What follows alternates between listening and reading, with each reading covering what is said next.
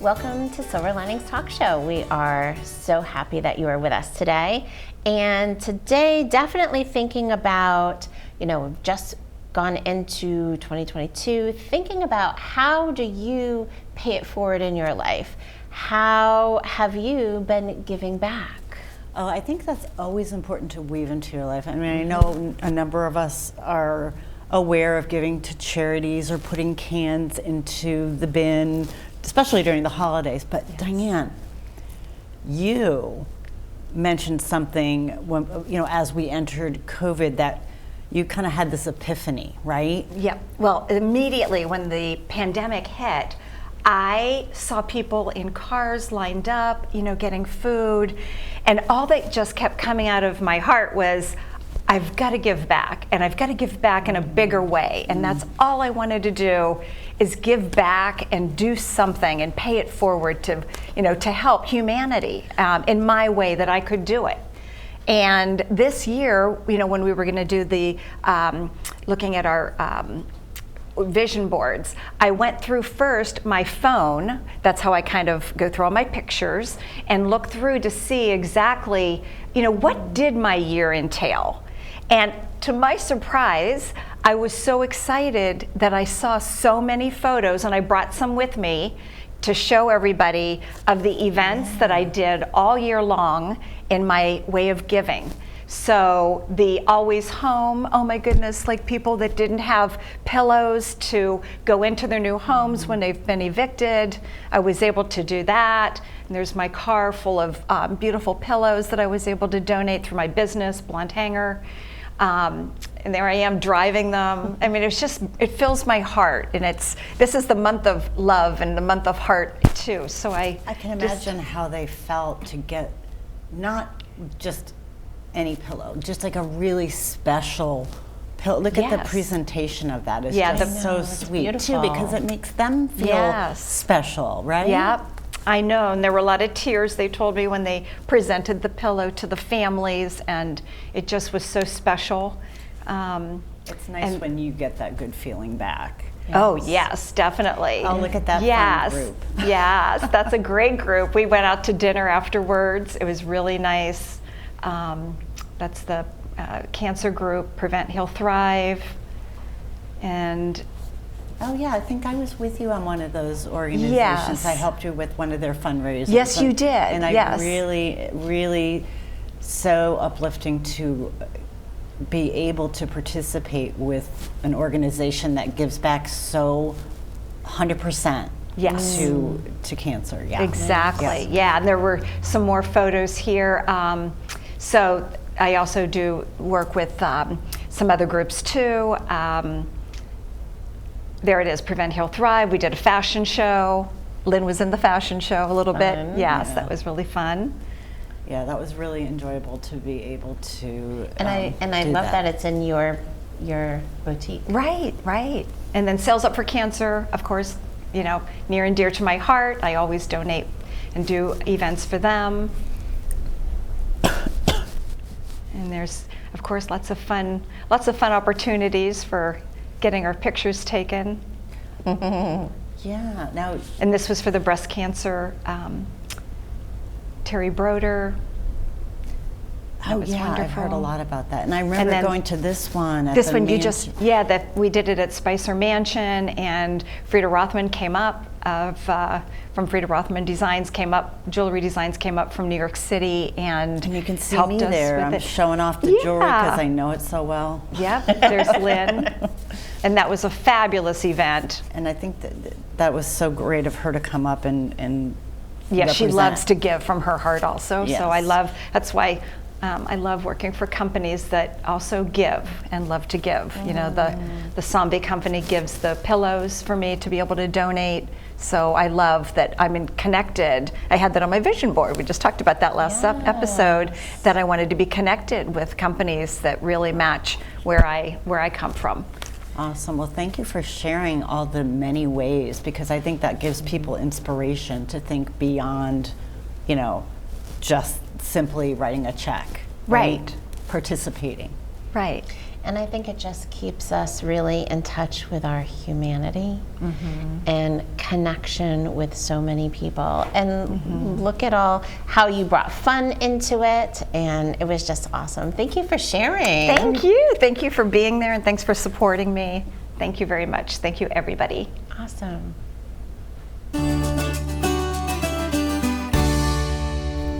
We are excited to share with you our guest today, Ina Hoskins, a transformational mastery life coach and consultant. And today she's going to be sharing with us about how to stop tripping over our clutter and our finances. So this will be interesting. Yes. So let's welcome Ina. Yay. Hello. Hi, Ina. Hello. Great to see you. You look beautiful. Thank you. Well, it is so exciting to be with you guys today. Awesome. So I just shared with everyone that we're going to be talking about how not to trip over our clutter and our finances. I love how those go together, Yes. because who would think, right? So let's kind of start with the clutter.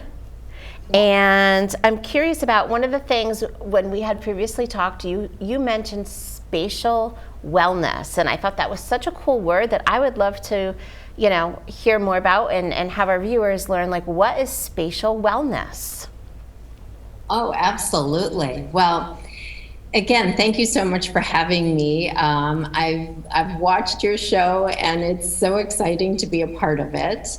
And well, for me, spatial wellness is a way of life, actually, because you have to create a sanctuary or a space where you feel comfortable, where you're happy, where you're joyful, where you're inspired. And so that's where the wellness comes in. And in order to do that, the number one rule is to declutter. So yes, and that's a big word for a lot of people. It's a constant in my house. I'm Yes. always looking and going, oh, I got to get rid of this, or moving things around, shifting. If you move it from one place to another, is that still decluttering? Well, finding a home for it. Yes. However, it's not decluttering. However, it is part of feng shui to move things around. Okay, there you go. Energy. Okay, so that's acceptable. I'll take that. Yeah. So what are some spatial wellness tips that you can give us to help us to actually declutter? Where do people get started? That's a great question. Well, I always say that we start in, believe it or not, the master bedroom closet. Okay. Right? Yep. And it's a perfect place to start, because in there you want to make sure that you find things easily. And I think it's a great place to start, because that's usually where we have a lot of stuff and you see a lot of progress. That is such a good point. I never thought about the fact that you see progress there. I just had a flashback to my closet, and I'm not seeing a lot of progress in mine.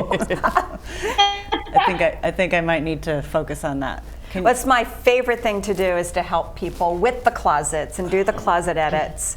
That's and I brought a little special thing, because tell them, Ina, about the hangers. The tip I gave you. Yes, and so, especially with the closet, I do want to really, put a focus on, do not get overwhelmed or frustrated, because with all things, we create a mess before we create something wonderful, right? Right. And so what I do is I take everything out of the closet, and then I start organizing it. And Diane mentioned once, now my closet has always been organized and, color coordinated and all that. However, there was one thing Diane said to keep it very fluid and easy to find things to wear, that you actually put it by season.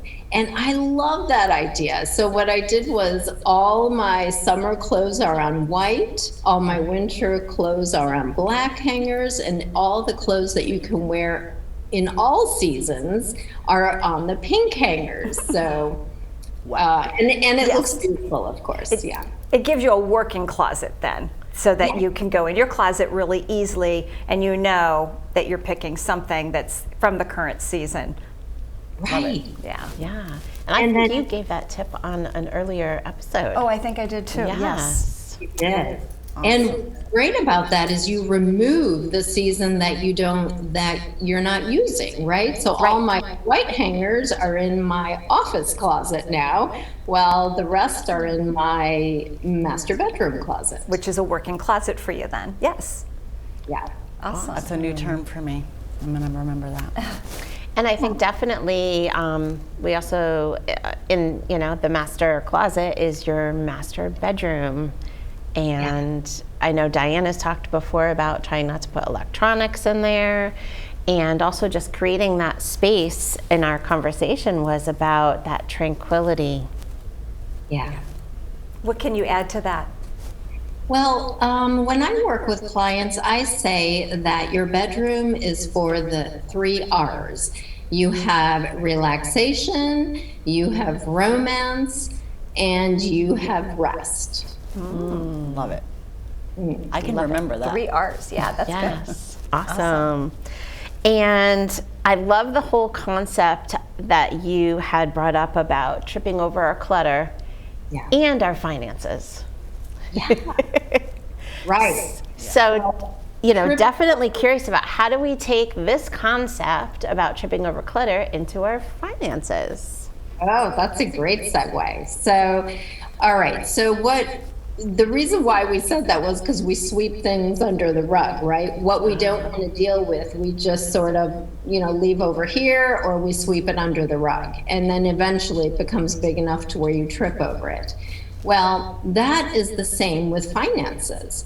So if you ignore it, or if you don't pay attention to it, or don't have a focus on it, it can get out of hand. And that is one thing we definitely want a handle on.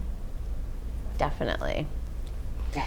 And do you have some financial tips for us and viewers and how to stop tripping over our finances? Yes. Well, first, what I always start with when I work with somebody is to get a financial snapshot. And this is not to make anybody feel bad or to judge or anything like that. This is just information. It is just your foundation. So what you want is you want to list absolutely everything that you have in regards to finances. If it's your 401k, if it's, a debt you have to your mother or sister, just every little thing gets put on that so that you have a snapshot of what you have. And that includes your budget. It includes anything you owe, anywhere where you have money. So I, for example, always have cash on hand. So that is included in my financial snapshot. But what it does is it gives you a ground zero. It gives you a foundation so that you can measure against. Oh, okay. I get it. So it's really got to be really black and white first before you can start deciding what you can take away Yes. or add to it, I guess. Yeah, or right? how to create your budget. Yeah. Some of us don't even have a budget. And probably should. Or Yeah. we've had one, but sometimes it doesn't work out and then you just give up. And that's sweeping it under the carpet. Yes. And we don't want to do that. No. And then it definitely trips us up, Exactly. maybe the next month Exactly. or a few months down the line. Yep. We've all been there. Right. Absolutely. Now, how can you mentioned putting that all down on paper? What is the starting point? Some people don't even know where to start. Yeah, with simple this. step. What would you Like- say to do? Sure. So a simple step for me would be the number one thing is to have a vision or goal, because that sets your intention, right? Okay. Yep. Then what you want is, okay, so where are we now, right? Because this is the goal. So now we have B. So now we need to know what A is, because we're moving from A to B. And so A would be your snapshot. And so what you do is you write down all of your expenses. You then fill in with all your income. And then we start with the like, well, what do we have? Okay, so cash on hand, in your 401k or Roth. If you have any loans, any, all that. And so you just organize it into 4 quadrants is what I like to see. So first you have all your expenses, then you have all your income, then you have all of your bank accounts and balances. They have to be current balances. And then you have debt. And that gives you a really good financial snapshot and the foundation. So now you have A, and you have your goal, your intention to work towards. And then that intention that you have is what's the bridge between A and B, I would imagine, right? It's how you're going to get there. It's your drive, your whatever steps you're going to take, because you're going to have some action steps in there somewhere, right? Because I can't imagine many people put their quadrants out there and are, this close to being at their B, right? We most of us have dreams and goals that are going to take some time to get to, right? Exactly. Right. Yeah. And I think that this is great too, even when families are thinking about a vacation or planning a vacation and not knowing exactly how to make the funds happen or where they can pull from one thing to build, extra monies over time. It's great because everyone's intention is going to be different. Maybe for one person it's a family vacation. Right. Maybe another one it's to pay off a certain debt. Or buy a house, like Or add a Right. swimming pool to their backyard or whatever. I love Yeah. that. But Yeah. okay, so I want to kind of bring these thoughts together. What does decluttering have to do with, wealth and flow? Aha, very good question, Lynn. Well, clutter is a blockage. It stops you. It stops the energy. It stops the flow. And also it stops the ideas. Because if you don't have any space for new ideas, then you don't have that collaboration with the universe or your space, or if you're talking about feng shui, you're wanting everything to flow. And so clutter is what will trip you up. It is what will create blockages. So the more we move things out of the way, the more we create space for new, the more success you will have in reaching those goals or your intentions. Excellent. Awesome. I think you just motivated people to get into their master bedroom closets and start doing some decluttering. Because that And don't be makes so much afraid too. sense. It's a big job, so you could do it, step by step, or hire a professional to get in there with you, and you'll get it done a lot faster. And you'll feel good about it. And there was something that you said in our conversation that I absolutely loved, Ina, and that was to be invested in this action is not just have someone come in and just do it for you, but also be invested in the process. And I loved that. Can you kind of wrap us up today with that thought? Oh, yes. Well, I am a firm believer in that you need to be involved somehow. It needs to be relatable. It needs to affect you somehow. So that's what I mean when I say you have to be invested in it.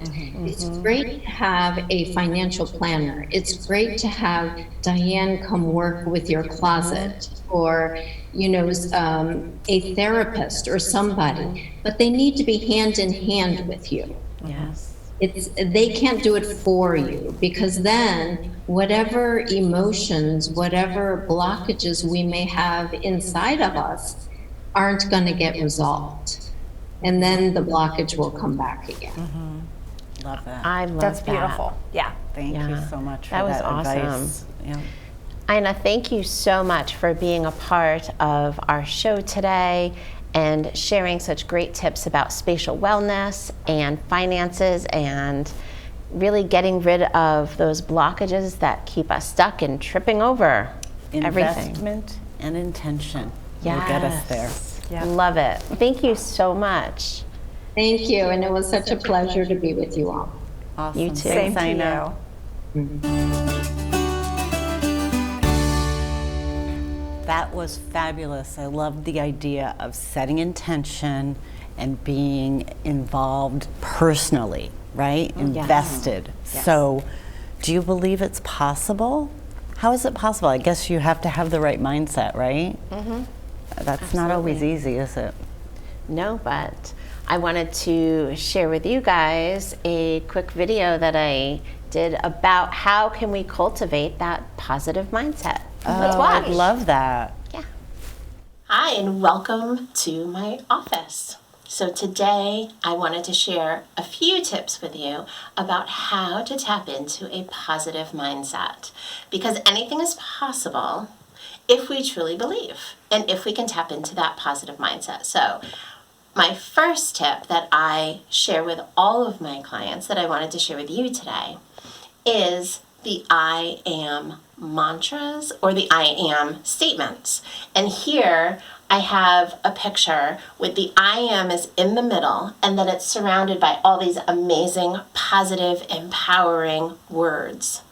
And I encourage you to create your I am statements, whether you choose to do it in a circle that you can frame, whether you put it in a list. And just to highlight a few, I am enough. That's a huge one for people, is to believe that I am enough. I am powerful. I am happy. I am present. Anything that is important and resonates for you about what you would need to help you with an intention of being in a positive mindset each day. The I am statements or the I am mantras.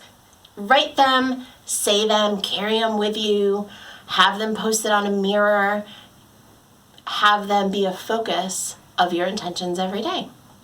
The next thing that I wanted to share with you is a motivational board. We've all heard of vision boards. This is a motivational board that was literally started and created by clients that I have seen through the years. And it was started with the very first one in the middle of just breathe.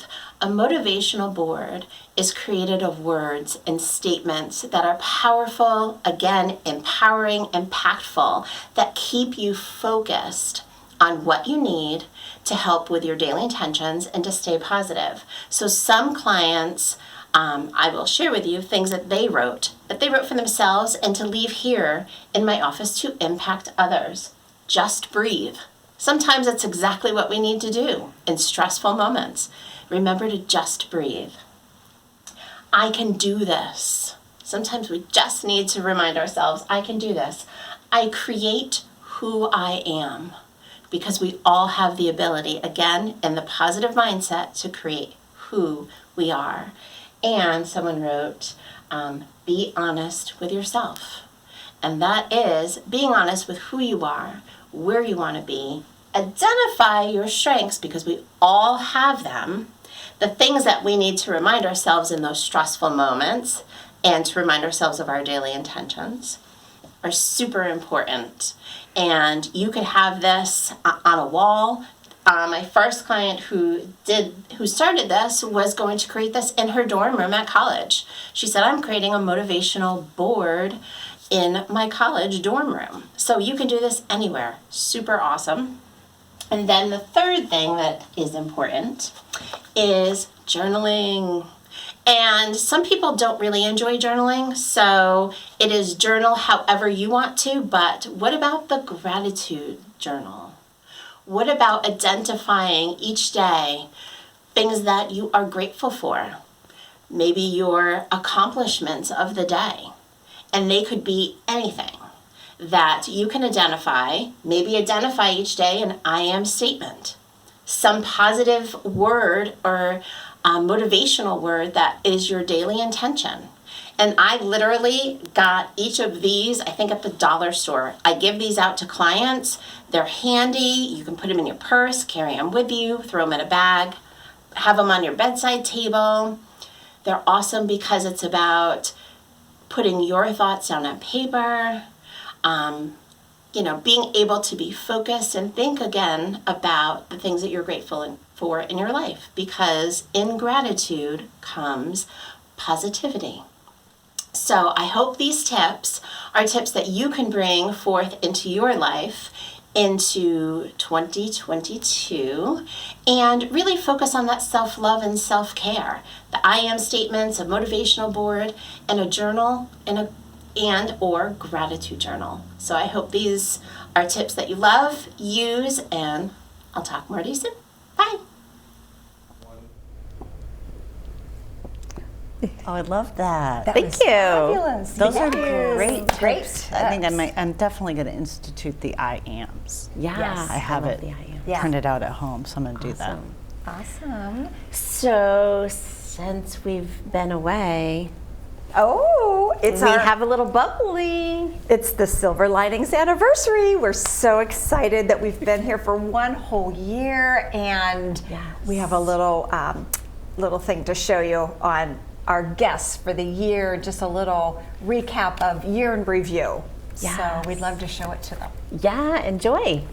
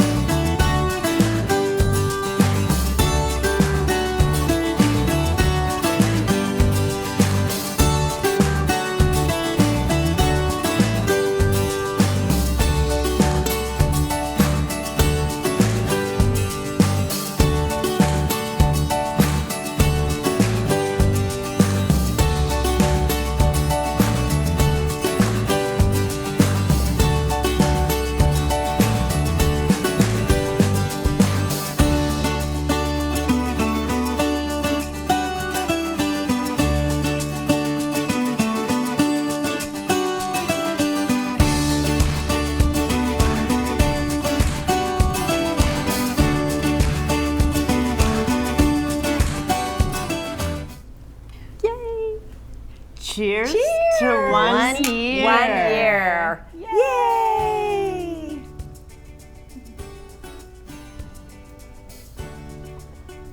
See you soon.